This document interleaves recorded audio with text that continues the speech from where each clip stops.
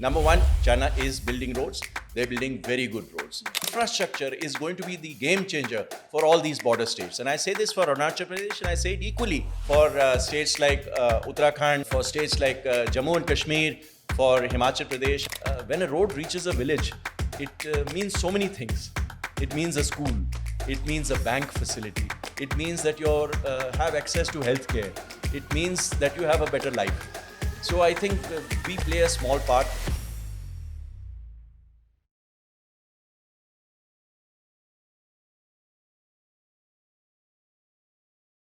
Hello and welcome to the Statesman Talk. I'm Ananya Dasgupta. On this episode, we're joined by a distinguished guest, Lieutenant General Raghu Srinivasan, PVSM VSM, DG of the Border Roads Organization or the BRO. Sir, thank you very much for joining us on the Statesman I'm Talk. absolutely delighted, Ananya. Thank you for calling.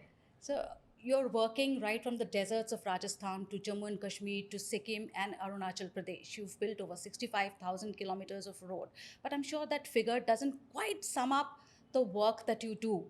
What is that one Himalayan feat that you and your teams have pulled off in the last few years that has left even you stunned? Well, I would say that there has been a surge in the amount of work that we do on the borders. And this has come top down. The government of India over the last 10 years has given tremendous impetus, unparalleled impetus to development of broad border infrastructure, which was hitherto, while we were building roads and we have done a remarkable amount of effort, the pace has remarkably improved. So what I would now say is that we started by playing catch up and now we've caught up. And there are so many of these passes which have been connected. There are so many of these heights which we've surmounted.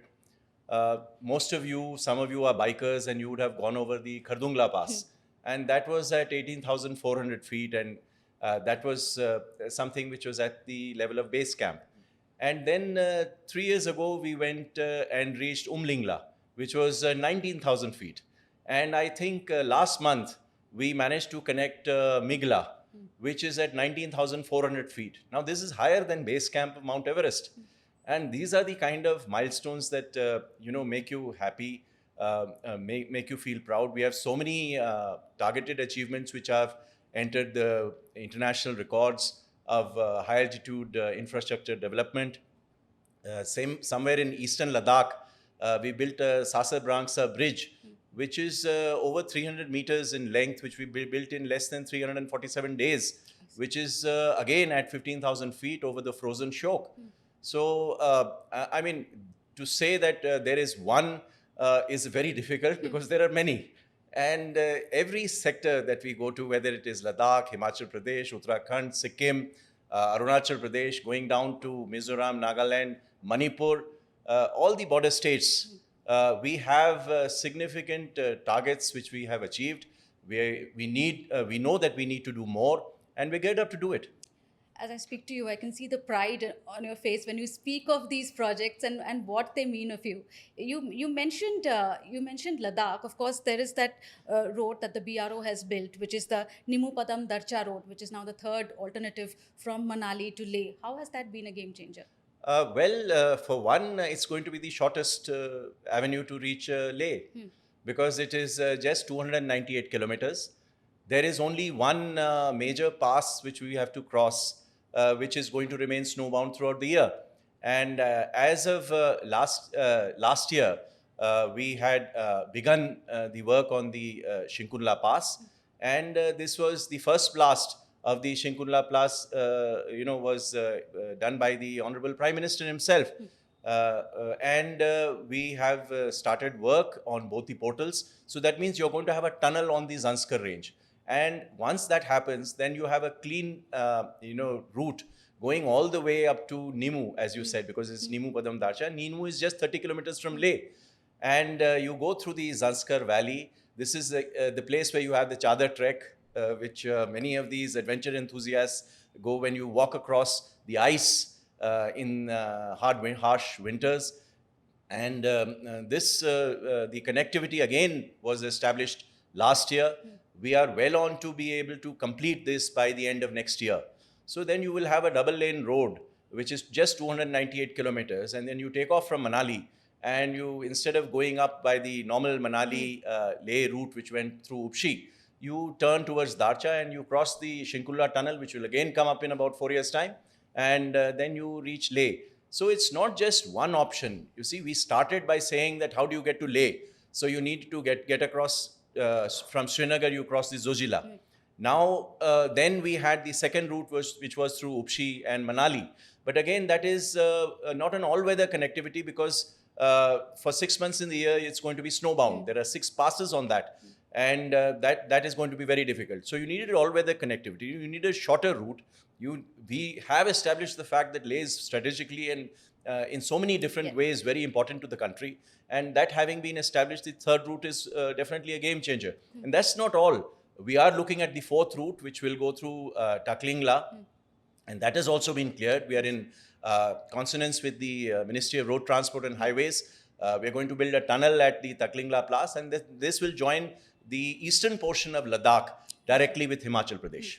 You make it sound really easy, but building roads at such high altitudes, I think you mentioned yourself about your tools are also frozen in areas like the Zanskar Ledge. How tough is this challenge?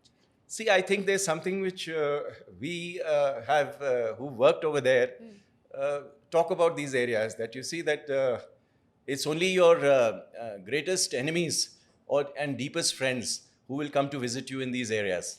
And what you do say exists. And for the normal tourists, or for a person who makes a visit for business or for otherwise, getting to these places, they see it in the summertime. When, you see greenery, some meadows, some animals and something. But then come November, there is absolutely nothing. It's desolate. It's very high-speed winds. You can't stand because of the winds. The temperature fall to minus 30, minus 40, and then it's just the local populace, then the security forces, which include the border roads who are working in these areas. You tend to get used to this.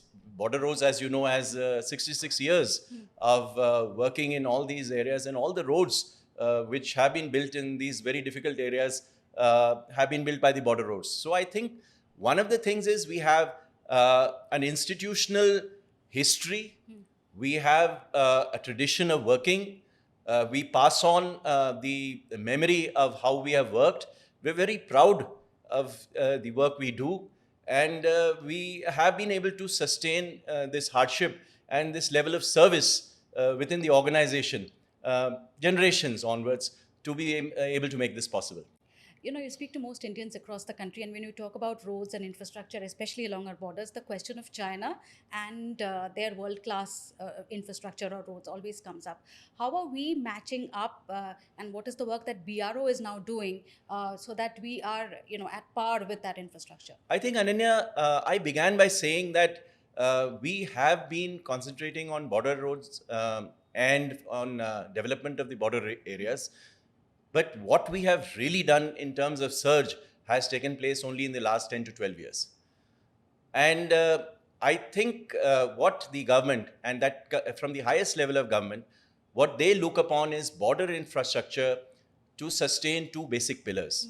That is, one is that you need it for your security concerns. We need to be able to get there. We need to be able to sustain our security forces there.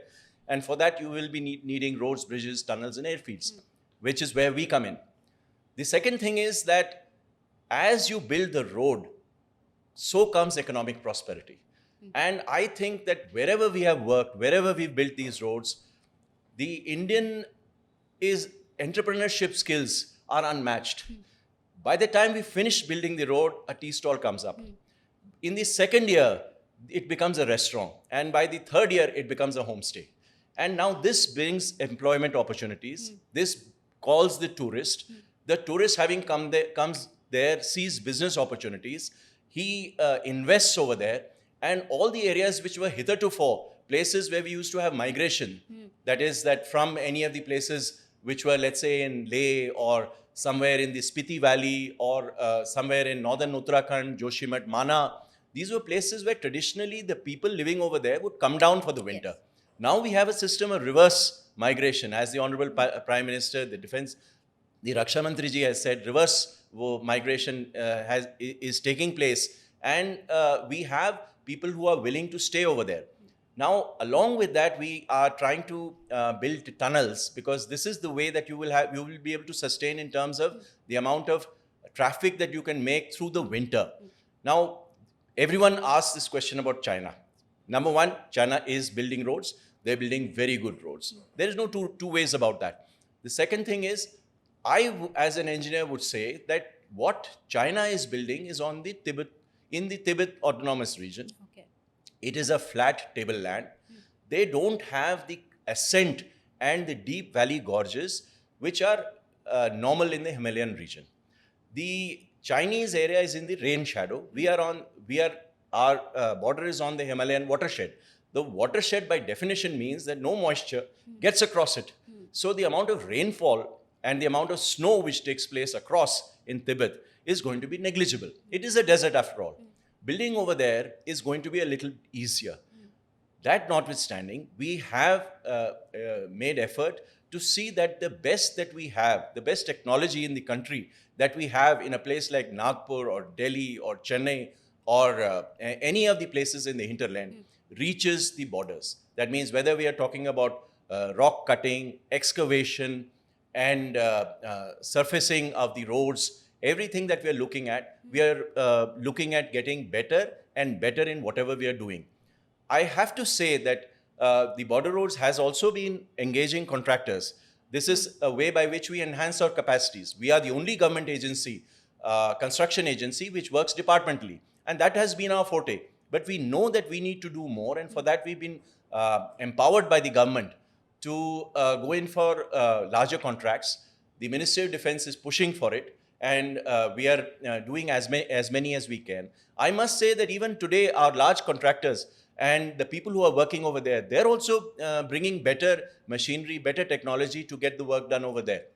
So I would say that what we see in terms of the catch-up that we are playing, it's just a question of time. I think it's about 3, 4, 5 years, we would have achieved the levels that we need to be. That's a big news point, sir. 3, 4, 5 years, you say. You've also recently been in Arunachal Pradesh. I saw the Chief Minister had tweeted and had posted on photos as well on Instagram. What work are you doing there? And I think in that post by the Chief Minister also, he's mentioning this point about the BRO's work in the state, which is last mile collectivity, as well as the economic growth of the region that you're working in. See, I think I must say over here that I am very grateful to Shri Pema Khanduji, the Honorable Chief Minister, because the kind of support which he gives to the border roads. First of all, we have 4 chief engineer projects, which is a major chunk of the total of 17 projects that we have in the state of Arunachal Pradesh. So we cover Arunachal Pradesh right from Tawang in the west, which borders Bhutan, and right up to the east, where we have the border with Nagaland. So the complete Arunachal Pradesh is covered.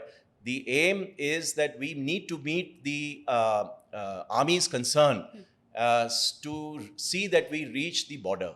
Now, one thing which has happened is that earlier you had the Trans-Arunachal Highway, which was somewhat an arterial which went from west to east, but that was about between 100 to 140 kilometers from the border.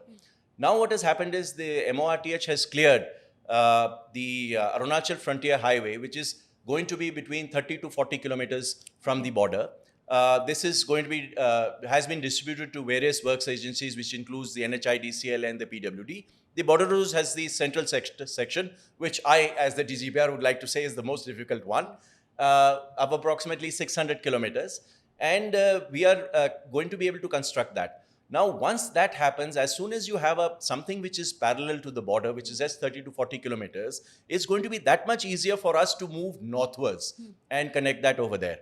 And the kind of support that we've got, not from the state of Arunachal Pradesh, in getting ourselves forest clearances, in terms of land acquisition, in helping us set up our own stations where we need to work, and clearing our projects has been phenomenal. So they are very much hands-on. And I think what has really happened is that infrastructure is going to be the game changer for all these border states. And I say this for Arunachal Pradesh, and I say it equally for states like Uttarakhand, for states like Jammu and Kashmir, for Himachal Pradesh, and all the other states where we get a lot of support. In fact, one thing which happens is this border states have understood that roads bring prosperity, and we also employ a lot of people. So for them, we provide employment over annually. I think we give employment to between 70 to 80,000 people. The local population. Yes. So they are employed along with us. The government has empowered us to make our own employment of the local labor. There is a great degree of symbiosis because we cannot work without them. Yes. Honorable Raksha Mantri Ji Shri Rajnath Singh has said that the casual paid labor whom we have employed, they are not different from the border roads. They are, very much a part and parcel. And I honestly agree that without their support, we would not have achieved very much. And they are very hardy. They work throughout the year, and they are employed in some of the most difficult areas. They take the risks and dangers as much as our own employees do. And it's the local ultimately who will be familiar with the area Absolutely. and in a position to help. Absolutely. So I think every one of the border states has understood the economic opportunity, the development upscaling which happens because of road infrastructure coming up. And from Arunachal Pradesh, of course, the eye goes to Bhutan, because that's one country in which the BRO is working. And you were also there recently to do a review of the work that the BRO is doing there. That was indeed a very great honor, Ananya. I was able to call on the Honorable, His Majesty the King, the fourth King, and the Honorable Prime Minister, and also various government officials. Very clearly, they have the greatest regard and acknowledge the support and the friendship which the Government of India has from inception, from time immemorial, had with the Royal Kingdom of Bhutan. I think both the army and the government agencies and the border roads have established deep linkages with the people of Bhutan. We work for them. I don't know if you've read the autobiography of the Prime Minister, Honorable His Excellency Shering Togbe of Bhutan. And he has devoted a chapter to the roads which existed, because he grew up in Kalimpong. And he said that there were no roads in Bhutan when I was growing up. And we had to walk. And we were on ponies or we were on mules. And that was a 3-day trip to go to our village. And there was absolutely nothing over there.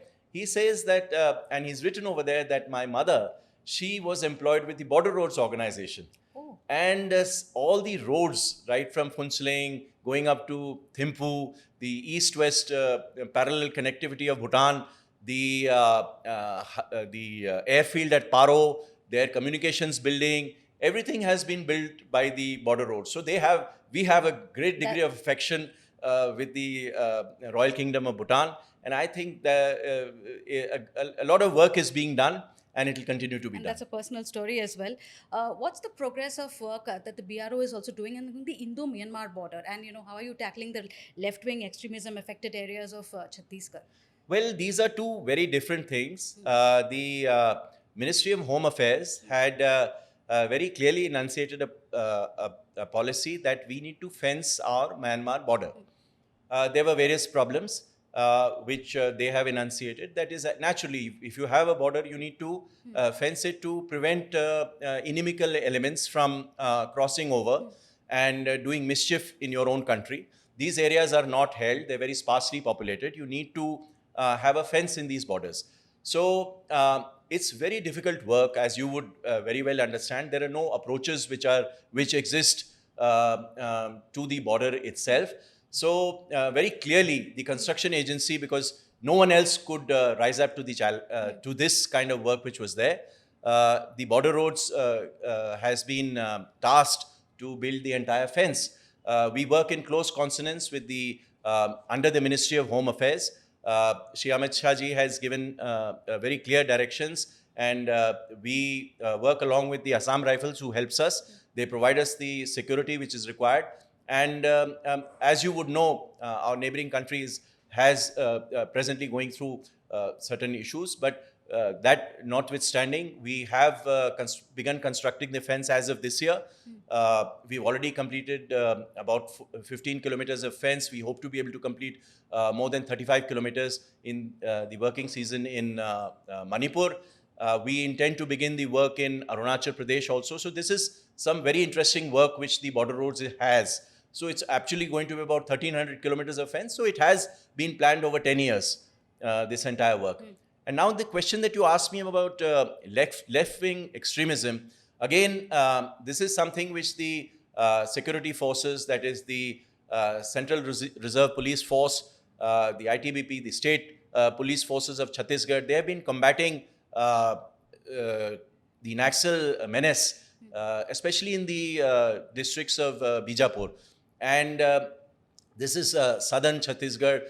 This had become a stronghold for the Naxalites, especially those who had taken up weapons and were waging war. This was where we were asked last year to come in because they needed to have roads to connect the various company operating bases which were set up by the security forces in Chhattisgarh. So the initial phase, we were supposed to give, we were supposed to build 40 kilometers of road. We are happy to say that we've completed the formation cutting, the connectivity, and we are going to be able to surface them. There are additional roads which they have now allocated to the east. Those will also come up over there. And I think in small part, though, I think the major credit, of course, goes to the fact that the security forces have done a phenomenal job in a very difficult area. We've got a lot of support from them. In small part, I think the development activity of infrastructure in a difficult area where no roads exist also contribute to the fact that you are winning hearts and minds and bringing the local population on government side. Because till now they had not seen that some roads being built in those areas, and now that has come up. So in small part, I would think that would also contribute to this problem getting over. Of course, one part of your job is for the security of the nation. There's also the times when you are called in cases of natural calamities. You've recently responded to the cloudbursts in Uttarakhand and in Jammu and Kashmir. What does it take to respond at a critical time like this, to save lives, to restore connectivity as soon as possible? Ananya, very good question. We are, as I said, the only government agency in the border areas which has departmental capability. So now what that actually means is that all along the road, we have detachments. I think any of us who have traveled on a bike or on, an adventure vehicle and gone along, you would have seen our road signs and you would have seen that we have detachments, small detachments, all along the road.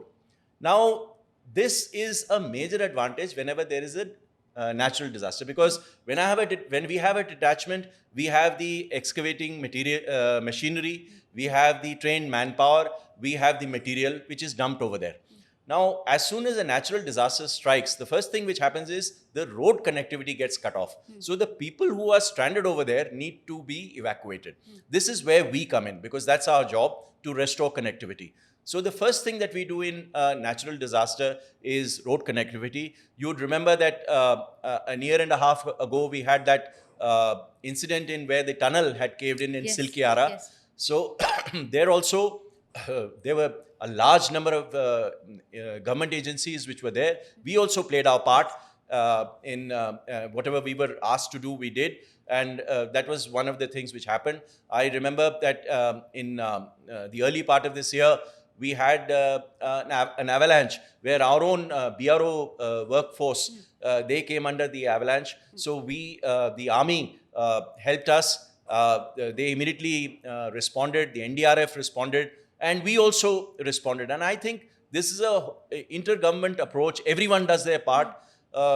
One thing which you tell me that you also travel to most of these areas. Yeah. One thing which happens in areas which are difficult is everyone gets together. Because without getting together, we are seamless in our cooperation with any and all government agencies, all state governments. Everyone reaches out. There are no barriers. And in fact, there are times when we needed help. We've taken it from the government of Uttarakhand We've borrowed their equipment to clear our roads. And it was all on the basis of one district collector giving an order and the machinery being made available. That is the kind of support that we get. And I think we also do the same whenever someone calls upon us. Because we are there. When you say you're a first responder, it is because you are there. And you have the ability to respond. And you respond to the effect of what you can do. So we can establish connectivity. We can help rescue people. We do that regularly whenever things get snowbound. And that's something which traditionally we have been doing. Of course, one part of the element is the human, of the response is the human element. There's also the technology part of it, right? So what latest technology are you now getting in to assist you in your work? Are you getting drones? And a lot of us talk about AI. Is AI in any way helping you in your work? Definitely. I think to understand the engineering process, there would be two basic parts to it. One is the planning for it, and the second is the execution. When I say I'm planning, I need to say that, okay, I want road from place A to place B. Yes. So I need to recce that. I need to reconnoiter that. I need to be able to fix a good alignment. I need to fix an alignment which would be sustainable, which would have the least number of bridges, which would go to the obligatory points, which would have the least amount of cut and fill. So many other things which would have places where I avoid avalanche and landslide prone areas. So all this is taken into account when you're fixing an alignment. Traditionally, this had been done by our reconnaissance teams, which would physically go there with headlights and going there. Now we are involving drones, lidar, survey to be able to give us an alignment. We are using geosensing, so to have geo maps to be able to get accurate configurations for our survey, so that the planning process is both streamlined, it becomes faster, and it becomes more accurate. Now, to the extent of technology that we are bringing into it, I would say that we have construction materials is one of the places which we've really focused on, because nowhere else in India will you receive, will you have this amount of rainfall as in the northeastern border areas. Yes. Nowhere in India will you have this much difference in temperature going to minus 40 degrees centigrade as in the northern border areas. So now definitely the materials that we use for road construction have to be different from the road construction material which is used anywhere to this, which is not in the border areas. So we have worked with the CSIR. They've given us two very innovative technologies. They have come to our projects. We've told them what we wanted. We worked along with them. There is a mix called Rejupe, which allows bitumen, which is basically the hot mix or the black portion of the road which you see on top of the road surface. That the problem was that by the time it left the hot mix and it reached the place where it had to be delivered, the temperatures would fall so much that it would solidify and not be workable. So they gave us a technology which would allow us to work even at lower temperatures.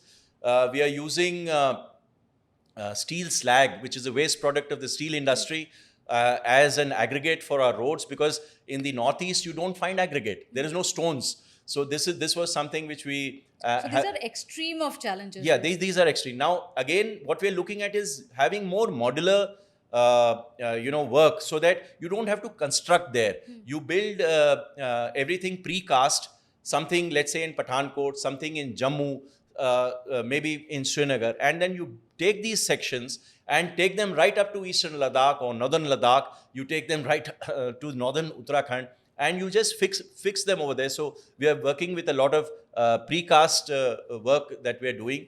Another aspect which we are trying to focus on is slope stabilization, because there is a problem that the Himalayan geology is extremely fragile. These are young mountains, and there is a huge amount of rainfall and snow. We are in a very high seismic zone. So due to all these problems and lot of wind, because of this, there is continuous rockfall, there are continuous avalanches, there are landslides which are over there. So we need to stabilize these slopes. We are working with the best companies to see that we have stabilized slopes. We've also started a very important project which we hope to complete in the next 15 days, which is a cut and cover tunnel on the Daulat Beg Oldie Road. So that is approximately 400 meters long, which will actually protect the road from an avalanche, and the avalanche will just come and slide over the road. So these are things all over. I mean, there are many of them which I might, miss out covering the whole of the country. But these are some of the things which come into mind, that where we are working with the industry, we are also looking at the fact that we are trying to get the best construction equipment right up to the border area. That means if it is available in Mumbai, it should be available in Ladakh, it should be available in Arunachal Pradesh, it should be available in Sikkim. So it's a constantly evolving process. Absolutely. Sir, yes, and I would say that, I think, how does that happen? That happens because you get a policy incentive. You are told that the sky is the limit as far as your own capability development goes. I think that is a game changer. If the government says that needs to be done, we are going to support you in terms of, we are not going to ask you any questions that, do you need this modern equipment? You got it last year. Do you need more modern equipment this year? That is not what they say. In fact, they urge you to get better and more modern equipment. They urge you to get more equipment. There is no paucity of funds. So this is the kind of impetus which is, I would say, which makes technology surge and gives impetus to more innovation in working in the border areas. A lot of the academia, I hope I've got that word right, and the various innovators in the field of R&D of the industry, they have come to us and they say, okay, we have this solution. We have a solution which very unique to us. We have to do snow clearing on the road. But when we need to do snow clearing on the road, you don't see the road. You just see a field of snow. So the operator who has to clear the snow has to be very careful that he doesn't tip over and go into the valley and then fall 40 or 50 feet into the river, which has now been filled with snow. So we've worked with companies who have helped us geotag to give us the waypoint so that the machinery can accurately go on the road which is required for the snow clearance. So these are very peculiar problems, but we've had the industry and the academia rise up to the occasion, meet our challenges, and somehow we found a way ahead. And also, are you also looking at using climate-friendly material for this? Yes, that is one thing that we are doing. In fact, there is a lot of wildlife and forest control which is done in all these border areas. That is, environmental protection is mandatory. So we are not allowed to use bitumen or in the areas, because not only is it harmful for the environment, but even the wild animals who are living over there, it creates a problem for them. So these are the places where we're using interlocking blocks all along the areas which are designated as wildlife reserve forests and protected areas. And we started by finding that the quality of the paver block which we were using was not able to sustain heavy military traffic. We got better and better. Now we've got very high quality interlocking blocks. We have used this even on places like the Sasarla-Sasabrangsa Pass, which traditionally the road would get washed away. We've now been able to put these over in place, and now we have the road throughout the year. Very exciting to talk to you, General Srinivasan. What's that one project that you're most excited about personally for 2026? Well, I would, like I said, I think we would be really delighted to be able to complete the Nimmu-Padam-Darcha Road, because that has been on the anvil for a very long time. And it has been very difficult. I mean, I would really exhort all of you to try and travel on this road, because it's one of the most exciting road journeys that you could ever make in your life. And I would take any part of the world, whether it is the Andes or whether it is Chile or the North American plains, nothing really compares to this. And you will be traveling on a rock wall along the Zanskar River for a good about 70 to 80 kilometers. And sometimes when you look at the wall, you see petroglyphs, rock paintings, and you wonder who were the kind of people who actually made this, and some people actually lived over here. And that is a very exciting part of the country which will open up because of this, because of the Nimmu Nimmu-Padam-Darcha Road. I also look at the fact that in 2026, we would have been, done a fair amount of the Shinkun La Tunnel. We would have looked at the first year of work on the Arunachal Frontier Highway, which, like I said, was something which was there. We would have connected more passes in Uttarakhand, which seamlessly we inch forward.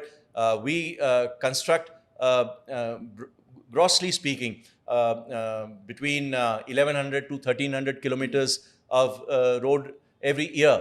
Now, compared to the standards in the hinterland, they may be small, but when you really look at the fact that all these roads are in the altitudes ranging from 10,000 to 14,000 feet, and you're going up a steep gorge, and you're cutting the road as you go further, that is really something. And I think the best part which really happens is that the people living in the border areas, they have tremendous amount of love and affection for us. And the amount of bonhomie which they show, because they actually know what a road means. When a road reaches a village, it means so many things. It means a school. It means a bank facility. It means that you have access to healthcare. It means that you have a better life. So I think we play a small part in whatever that is. And I think we are building roads in all the border areas. So really to pinpoint one would be difficult for me to say, because there are so many exciting projects in all these border states. You sum it up so well in what your work means for border villages. You're asking all of us to travel along the new roads, especially to Ladakh. When you travel on these roads, you see those signages that the BRO often puts up, about the curves, and who writes these, and who comes up with these lines? See, I think one part about the border roads organization is, I think we have a sense of humor. And really speaking, the easiest way to be brave is to believe that no challenge exists. And that, I think, is clearly shown in whatever we write over there. We very clearly seem to have a quirky sense of humor. And this is done by all the young men and women who winter out there. And I think they're very creative. We really have no say in the matter, because it's finally left to a company commander or a platoon commander who's over there to decide what signages he wants to put up over there. And every time I travel on the road, I come up with something new. And I think that's really nice for the organization to maintain its sense of spirit and bring about the best of the road and make people happy while they're traveling on it. It's so nice to hear that you see that humor and you see the positives in the work that you're doing. But you're working in inhospitable conditions. How do you manage? How do the men sleep? What do they eat? Especially when you're at minus 40 degrees Celsius in some places. The first part is, I think we need to look at two things. One is equipping for difficult climate and difficult terrain, and the second is to train for it. And the third is to have the medical support to cater for some eventuality. I think all three are met. We have heated containers which work for us as living shelters. We give specialized clothing, including gloves, crampons, other material. We have a lot of safety equipment. We ensure that we have standard operating procedures to see that all safety drills are followed. There will always be a medical attendant at any work site. We will have the ability to evacuate someone should some casualty take place. So these are the kind of things which we are looking. We train our people. There is a security briefing which takes place every morning at every work site, where everyone is called. We stop the work whenever we get some indication that there will be shooting stones or a landslide. But apart from that, the working conditions are very difficult. They are very dangerous also. We do lose a lot of people despite our best efforts in these areas. They are very hardy, they're very brave. And they have a great degree of determination to continue working. And I think that's what has been sustaining the organization. Of course, there's a lot of discipline in what you're talking about, and what flows from our conversation also is the fact that you are an agency that has civilians as well working for you, not just the defense personnel. How do you take this team along when you complete these big, enormous tasks? I think that is the Border Roads organization could very well be an example of how we can combine military mission working ethos with civilian innovation and technological prowess. So this has been a wonderful success. Uh, I think the one part of the organization is that we abide by our motto, which is Shramena Sarvam Sadhyam, which means that through hard work anything is possible. In the 1960s, we built the road to Changla, which was in eastern Ladakh, where finally the Battle of Chushul was fought. And the project which was doing it had a motto which still exists, Beacon Bole Changla. So this is the kind of the kind of energy and the kind of passion that the Border Roads organization tries to bring to every job that they do. We have also a tradition that if the road is red, that means if the connectivity, for some reason, whether it's a landslide, a boulder, some water on the road, it becomes red, then the complete organization which is responsible for it, it doesn't get back to barracks. So it will remain there on the road, trying to clear the slide and see that the connectivity is established. A whole lot of teamwork. So there is a huge amount of teamwork, and I think there is an ownership for the work that we do. It's not just building the road, it's owning the road. What you're telling me is 24/7 work for you, round the year, across the most hostile terrain. When do you find time for yourself, and what are your, hobbies? I believe you're an avid golfer. You are, of course, a published author as well. How do you manage to fit in all these things? See, I think I must put the record straight. I'm a very passionate golfer, but I'm a very poor golfer. And lately I have not been able to play because we have the commitments which presently we have. I would say that I have been able to write. That's something which I have loved writing stories, especially I write fiction. And whenever I've been able to find the time to do so, I get back to writing a few pages of my next novel. But I would say that the work keeps you very energized. There's a lot of camaraderie. We have something to do from morning to evening. And it's not dreary. I would very much like to say that it's challenging. It's sitting together as a team, trying to find a solution, trying to do it faster, trying to do it better, trying to solve problems. And that keeps you happy. So thank you very much. It was really nice talking to you, getting to know the kind of work that you're doing. And I think I should thank you on behalf of the country as well for the kind of work that you're doing along India's borders. Thank you so much. Thank you, Ananya. It's been a pleasure talking to you. That's it then on this episode of the Statesman Talk. Don't forget to like, share, and subscribe, and post your thoughts on what you thought of this episode, and also to thank the Border Roads organization for the work that they're doing for you and me in the country.